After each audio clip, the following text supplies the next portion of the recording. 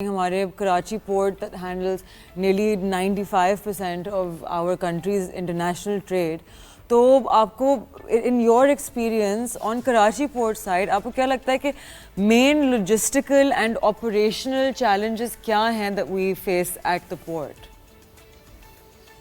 बहुत सारे चैलेंजेस हैं। अगर आप पोर्ट पे देखते हैं तो मुझे तो अभी तक मैं कई दफा बोल बोल के थक गया। कहते हैं हमने बनाया है, लेकिन दुनिया सारी में प्रोफाइल बनता है।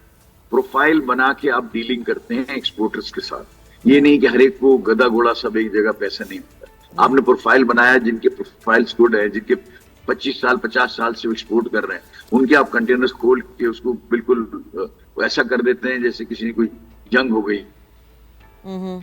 Definitely. कार्टन चले जाते हैं, फिर वो जो वापस जब हम भरते हैं तो स्मॉल मीडियम में चला जाता है, मीडियम स्मॉल में चला जाता है। ये जो खोलने का जो तरीका है, आप अगर प्रोफाइल बना दें तो मैं समझता हूँ कि 98% कोई कार्गो खुलेगा नहीं।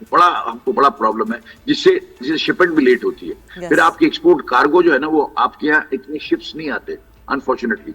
हमने डेट ली हुई होती है, और अगर ये इसको कभी ऐसा भी होता है कि डॉग्स नहीं आया स्निफ करने के लिए, उसको 24 आवर्स करके करते हैं। बहुत सारे मसले हैं, और अप्रेजर नहीं आया, और ये हो गया, और उसके लेट हो गया। ये लेट जो है ना, ये हमको बायर करवाने पे ऐसा हो जाता है कि हम बायर को हमको आर्टिकल्स भेजने पड़ते हैं, कंटेनर्स भेजने पड़ते हैं, और that is 10 times more costly than anything. और आपने जो नफा किया हो तो उससे 4 गुना वो चला जाता है। तो पोर्ट की एक्टिविटी एफिशिएंट बनाने की बहुत जरूरत है। लेकिन आई एम ग्लैड कि अभी जो इन्होंने पोर्ट के ऊपर ये तो फेसलेस जो उन्होंने एक शुरू किया है सिस्टम, जिससे आपका कनेक्शन नहीं होता अप्रेजमेंट से और कलेक्ट्रेट से, और आपके गुड्स क्लियर हो जाते हैं। ये बहुत अच्छा एक कदम है जो उन्होंने लिया है। ये गवर्नमेंट काफी काम कर रही है, लेकिन स्लो है, स्पीड बढ़नी चाहिए। मॉडर्न पोर्ट्स के ऊपर अगर मैं आपको जबल अली पोर्ट की बात करूं, जो हमारे बिल्कुल बराबर में है, वहां अगर 8 घंटे से ज्यादा कोई कंटेनर क्लियर नहीं हुआ तो देन एक्सप्लेनेशन कॉल होती है, उसको एक्सप्लेनेशन देनी पड़ती है कि भाई ये क्यों नहीं हुआ, मैंने क्यों इसको लेट किया, क्या हुआ। And it has to go out of the gate by within 8 hours period of time. Okay. ऐसा कोई हमारे यहाँ भी के बेंचमार्क्स होने चाहिए। Definitely. और पोर्ट की एक्टिविटी को बहुत ज्यादा करने की जरूरत है। दूसरी बात ये है कि सेस लगाया हुआ है प्रोविंशियल गवर्नमेंट ने। ये दुनिया के सेस के साथ हमने कंपैरिजन बना के दिया है। हमारा यहाँ कम से कम कोई 25 गुना ज्यादा है, 20 गुना ज्यादा है। तो अगर ये सेस, अगर ये हम एक्सपोर्ट को टैक्स कर रहे हैं, तो मेरा ख्याल है कि उसको रिकंसिडर करने की जरूरत है, जो कि गवर्नमेंट कर रही है। हमारी मीटिंग्स हो रही हैं, लेकिन I think should be expedited, और लोगों को रिलीफ मिलना चाहिए।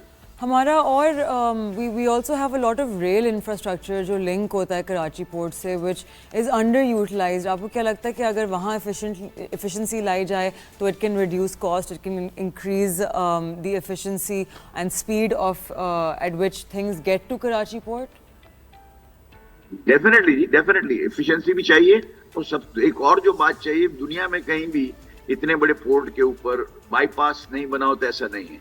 Karachi perhaps is the only port. तो यहाँ से देखिए, कराची से जब आप निकलते हैं, आप हैदराबाद जाते हैं, हैदराबाद बाईपास आपको रिंग रोड मिलता है। कराची के अंदर पोर्ट से जब आप निकलते हैं तो सारा ट्रैफिक जो है ना हमारे रोड्स पे आता है। ट्रैफिक जाम्स होते हैं, वो पूरे कई कोर्टों में केस चल रहे हैं, पता नहीं क्या क्या हो रहा है, और पब्लिक जो है ना तकलीफ में। कराची का जो कार्गो जो कराची डिस्टिंड है वो आना चाहिए। बाकी एक रिंग रोड बनकर उसको डायरेक्ट आपको नॉर्दर्न बाईपास पे या लियारी बाईपास को स्ट्रेंथन करने की जो बात हो रही है, उसके ऊपर आपको भेज देना चाहिए। It will ease everything. तो हमारे पास तो जो है ना बाईपास कराची नहीं है। एक सुन के अगर किसी को आप कहें तो बड़ा ताज्जुब करते हैं जब हम फॉरेनर से बात करते हैं कि there is no bypass road from port to up country. हमारी सारी जो जितना पूरे पाकिस्तान का कार्गो है वो 98% यही आता है। जैसे कि आपने कहा, तो 98% जब यहाँ आता है तो you have to handle that 98% means you are handling Lahore, Sialkot, everywhere, Faisalabad, सारे कार्गोज को आप हैंडल करते हैं। आपके रोडों से जाते हुए वो वहाँ माई कोलाची से वहां से क्रीक रोड, ये पूरे रोड्स भी खराब होते हैं। आपको एक बाईपास बना दें, ना ये सेस की जरूरत है ना कुछ और की जरूरत है, इसी सेस से आपका बन जाएगा बाईपास। ये बनना चाहिए। सबसे बड़ा जो ड्रॉबैक है हमारे पोर्ट का वो ये है, efficiencies definitely need to be increase. अगर एफिशिएंसी आप नहीं बढ़ाएंगे तो आप आगे नहीं बढ़ सकते।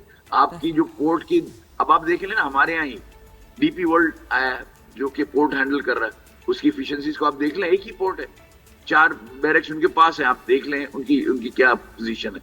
दुबई बेस्ड कंपनी है, वो आए हुए, और इसके बाद एक और कंपनी भी आई हुई है। 2 कंपनियां हैं जो चला रही हैं, उनकी एफिशिएंसी बहुत अच्छी है, लेकिन क्योंकि वो कमाने के लिए आए हैं, वो चार्जेस बहुत ज्यादा लेते हैं। तो हमको वहां भी कोई कदगन लगानी चाहिए, कोई बैरोमीटर्स होने चाहिए, कोई बेंचमार्क्स होने चाहिए जहां हम इनके साथ तय करेंगे इससे ज्यादा आप पैसे नहीं ले सकते। ये सारी चीजें जो है ना, एफिशिएंसी सबसे बड़ी बात होती है कि कॉस्ट को कैसे हम कम करें।